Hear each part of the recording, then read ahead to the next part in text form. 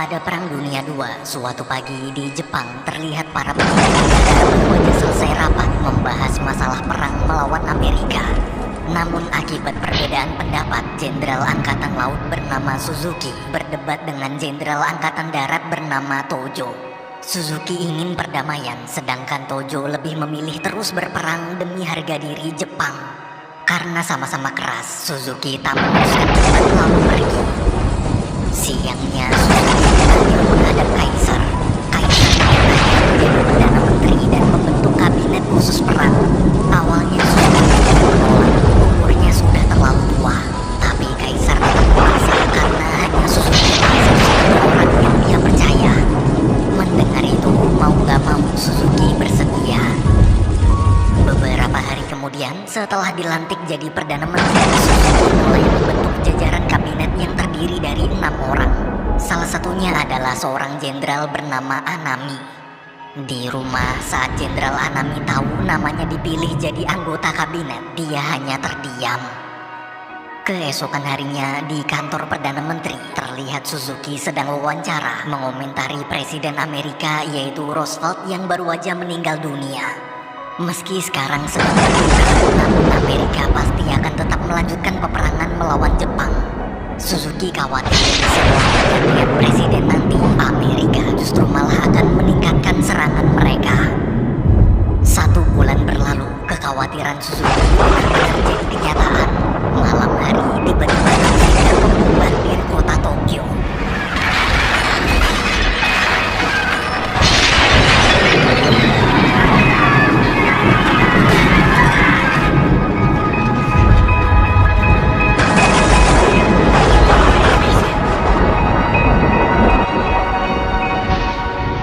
Beberapa hari kemudian, Suzuki mengumpulkan 6 anggota kabinetnya. Namun ketika semua berkumpul, karena Jenderal Angkatan Laut bernama Mitsumasa tak akur dengan Jenderal Angkatan Darat yaitu Anami, mereka pun debat saling menjelekan satu sama lain. Melihat sikap kinerja kedua, Suzuki cuma bisa istighfar. Minggu depannya di bunker, Kaisar mengadakan rapat rahasia. Dalam rapat itu, Kaisar meminta Perdana Menteri beserta jajarannya segera menemukan solusi untuk mengakhiri perang. Kaisar mengerti selama ini Angkatan Darat dan Angkatan Laut tak pernah bisa akur, tapi demi menyelamatkan Jepang, Kaisar minta sekali ini aja tolong bersatulah. Mendengar ucapan sang Kaisar, semua terdiam merenung. Sementara di markas Angkatan Darat, waktu seluruh tentara sedang bekerja, mendadak Jenderal Tojo datang lalu memprovokasi mereka agar menentang Kaisar yang menginginkan perdamaian. Sebagai tentara, lebih baik kita berperang dan mati terhormat daripada harus menyerahkan harga diri. Keesokan harinya di rumah, saat Anami sedang berlatih memanah, Menteri Pertahanan datang melapor sekarang Jenderal Tojo sedang bergerak memprovokasi para tentara Angkatan Darat untuk menentang keinginan Kaisar. Anami pun dilema. Satu sisi dia tak setuju jika Jepang harus menyerah, tapi di sisi lain dia juga tak ingin menentang Kaisar. Esok paginya terlihat Suzuki sedang mengadakan rapat untuk membahas pemindahan lokasi istana. Karena kondisi kota Tokyo tak kondusif, Kaisar berencana memindahkan istana ke kota Nagano. Semua pun setuju. Di tengah rapat agar menambah semangat Jepang, seluruh anggota kabinet menyanyikan lagu nasional bersama. Di momen itu, hubungan Anami dan Mitsumasa mulai membaik.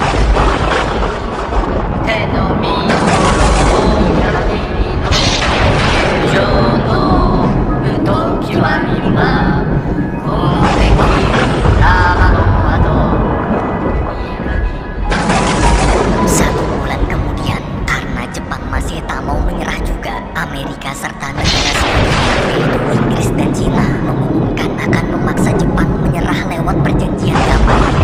Setelah mendengar pengumuman itu, Suzuki langsung mengadakan rapat darurat.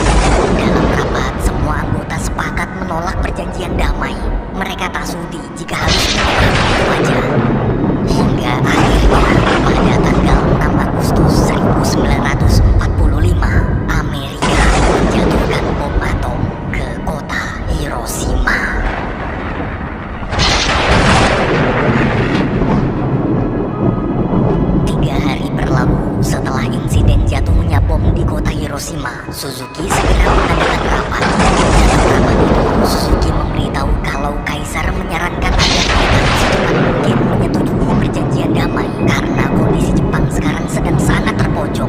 Cuma menyerahlah satu-satunya jalan. Mitsumasa kini protes. Selama puluhan tahun, Jepang tak pernah sekalipun kalah perang, apalagi menyerah. Namun di tengah obrolan, sekretaris kerajaan dapat kabar barusan bom atom kedua telah dijatuhkan di kota Nagasaki. Mendengar itu semua syok. Siangnya rapat demi rapat terus diadakan, tapi para petinggi masih belum bisa membuat keputusan. Mereka terus berdebat mencari solusi lain selain menyerah. Hingga di bunker, Kaisar turun tangan langsung memimpin rapat. Selama rapat, masing-masing petinggi memberikan voting suara untuk memilih menyerah atau lanjut perang. Karena selama 2 jam hasil suara mereka imbang, Suzuki lalu memohon Kaisar membuat keputusan final.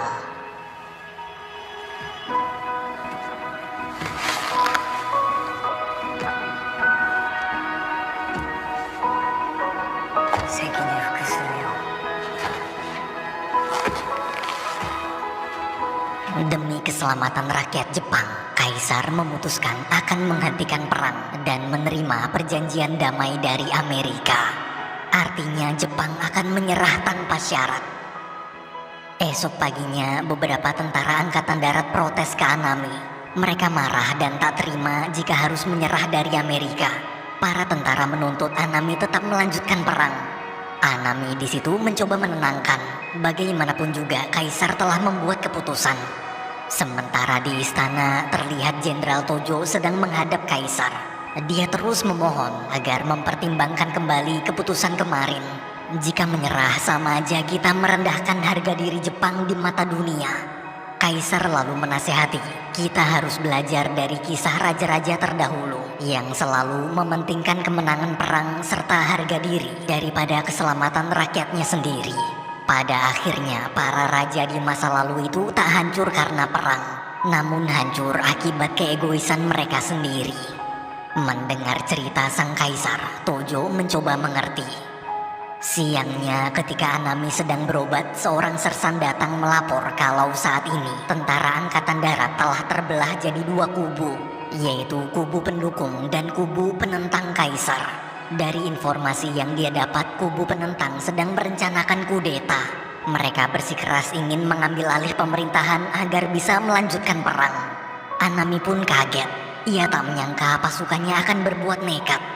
Besoknya, waktu sekretaris istana memberitahu Suzuki tentang kabar pemberontakan itu, dengan santai Suzuki bilang Anami adalah jenderal yang sangat setia pada Kaisar.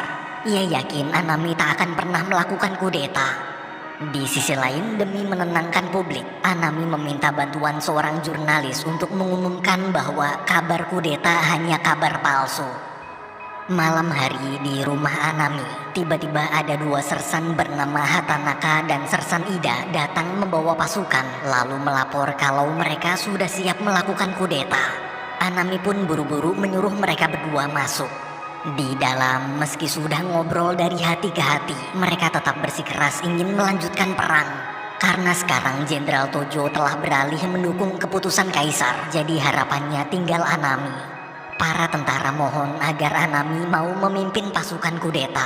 Hanya Anamilah satu-satunya jenderal yang mereka percayai tak akan mengkhianati pasukan. Mendengar itu, Anami dilema. Beberapa hari kemudian, pagi-pagi saat membaca salinan surat perjanjian damai dari Amerika, semua tentara angkatan darat semakin panas. Kenapa di situ tertulis kalau Kaisar disebut sebagai anak buah Amerika? Waktu Anami baru datang, para tentara langsung memintanya membujuk Kaisar menolak surat perjanjian damai. Mereka tak terima Kaisar direndahkan Amerika. Jika suara mereka tak didengar, maka terpaksa kudeta harus dilakukan. Siangnya Anami menghadap Kaisar lalu menyampaikan permohonan dari angkatan darat tadi. Namun Kaisar tetap tak berubah pikiran. Ia tak peduli direndahkan musuh. Baginya yang terpenting cuma keselamatan rakyat Jepang. Dia mengerti bagaimana perasaan angkatan darat, tapi hanya inilah satu-satunya pilihan. Di sisi lain, di markas Angkatan Darat, ketika para tentara sedang bekerja, seorang prajurit mengabarkan barusan Amerika telah membombardir kota Nagano. Tak hanya merendahkan kaisar, tapi Amerika juga seakan-akan terus memaksa Jepang untuk buru-buru menyerah.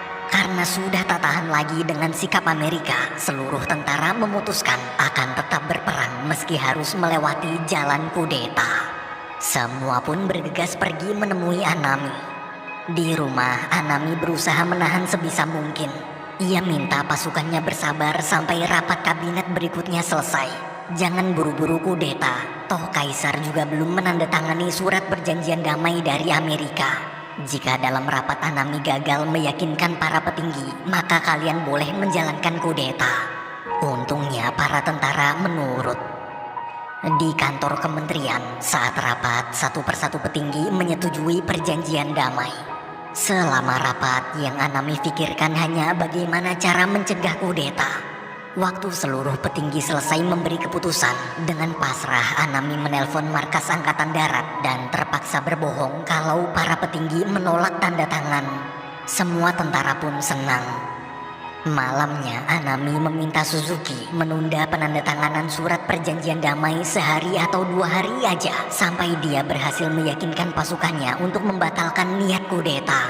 Tapi Suzuki tak bisa. Sudah tak ada waktu lagi.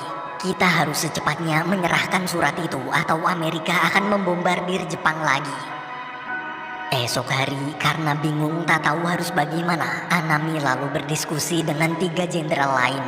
Anami berpesan para jenderal jangan pernah menghukum pasukan pemberontak. Tentara-tentara itu sebenarnya hanya ingin melakukan yang terbaik demi negara.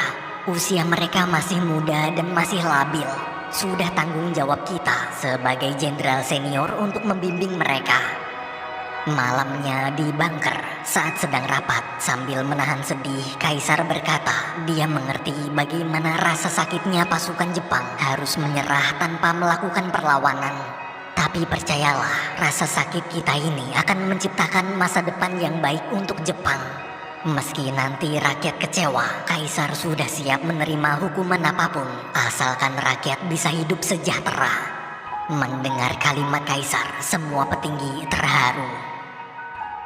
Keesokan paginya, di markas Angkatan Darat, para tentara terlihat kecewa. Ternyata kemarin Anami berbohong. Ternyata para petinggi telah sepakat ingin menyerah.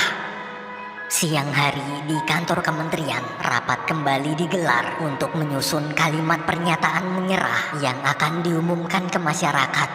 Namun selama berjam-jam, karena terus saja berdebat masalah kata-kata, dengan tegas Suzuki menetapkan sendiri susunan kalimatnya, lalu menutup rapat.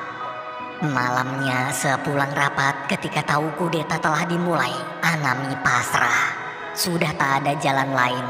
Sebagai pemimpin yang paling dihormati di Angkatan Darat, dia terpaksa harus melakukan misi terakhir, yaitu kamikaze, atau mengakhiri hidupnya sendiri. Ia harap kematiannya nanti akan menjadi pukulan berat bagi seluruh tentara muda. Ia harap mereka sadar dan membatalkan kudeta. Tak lama kemudian di kantor kementerian, seluruh petinggi kembali berkumpul. Satu persatu petinggi pun mulai menandatangani surat perjanjian damai.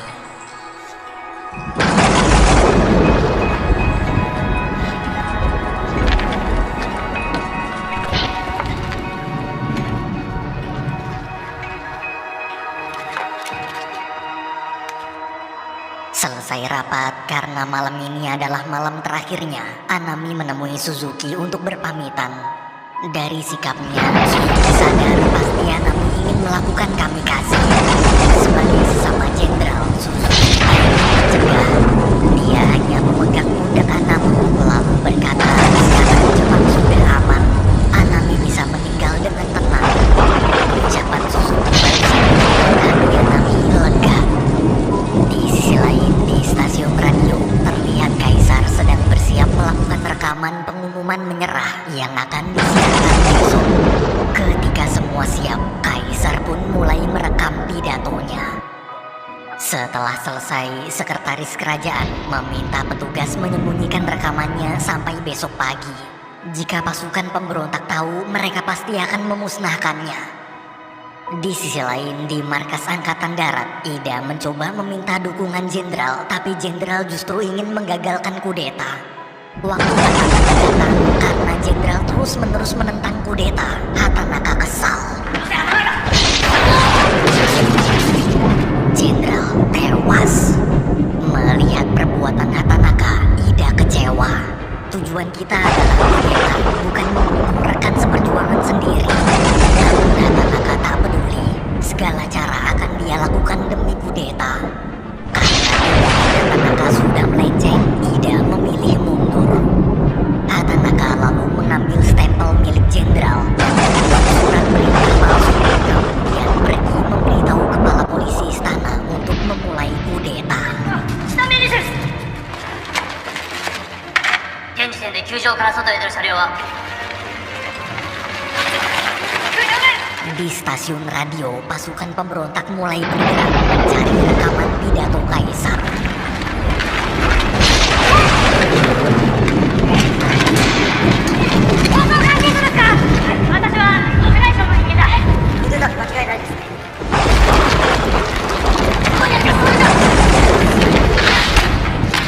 Karena tak bisa menemukan rekamannya, pasukan pemberontak mengambil sekretaris kerajaan dan semua staf di sana. Sementara di rumah terlihat Anami sedang menulis surat wasiat. Selesai menulis, Ida bersama rekannya datang melaporkan perkembangan terbaru kudeta yang sedang berlangsung. Tapi saat tahu Anami ingin melakukan kamikaze, Ida berencana ingin ikut mati bersama. Anami pun langsung menamparnya. Dengan tegas, Anami bilang tak ada yang boleh mengorbankan nyawa selain dia. Apalagi dia masih muda, masa depannya masih panjang. Ida di situ hanya bisa menahan tangis. Sebagai perpisahan, Anami mengajak mereka berdua minum bersama. Subuh-subuh, karena rekaman pidato kaisar masih belum ketemu juga, Hatanaka memaksa para staf untuk segera menyiapkan siaran radio. Dia berencana menyampaikan pidato tandingan untuk seluruh rakyat Jepang. Hatanaka ingin rakyat tahu bahwa di saat semua petinggi memilih menyerah, kami para pasukan Angkatan Darat Muda tetap berjuang demi memenangkan perang. Tapi sebelum sempat berpidato, salah satu staf mematikan seluruh listrik. Meski tak bisa siaran, namun tentara muda itu tetap menyampaikan pesan pidatonya dengan lantang. なんと新将軍が戦線を戦い抜く大東亜を侵略制覇せんとする野心あっちで戦うところ支柱自ら勝つあろうたとえ草を張り元を取って広告に抗すそれはもう歴然たりことここに至る師匠 Di sisi lain, di rumah, setelah mempersiapkan katana, Anami menyuruh Ida menunggu di luar hingga kamikaze selesai. Ida pun menurut dan memberi penghormatan terakhir.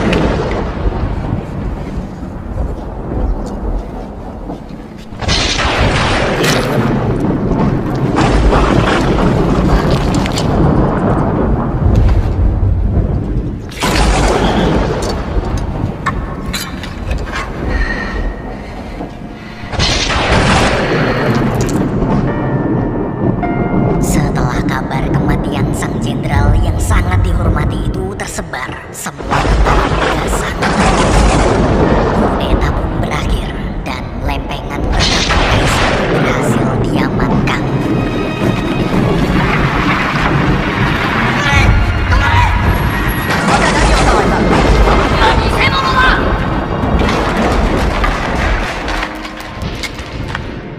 Di rumah, Suzuki yang merasa tugasnya sebagai Perdana Menteri telah selesai memutuskan pensiun. Suzuki lalu meminta putranya membuatkan surat pengunduran diri.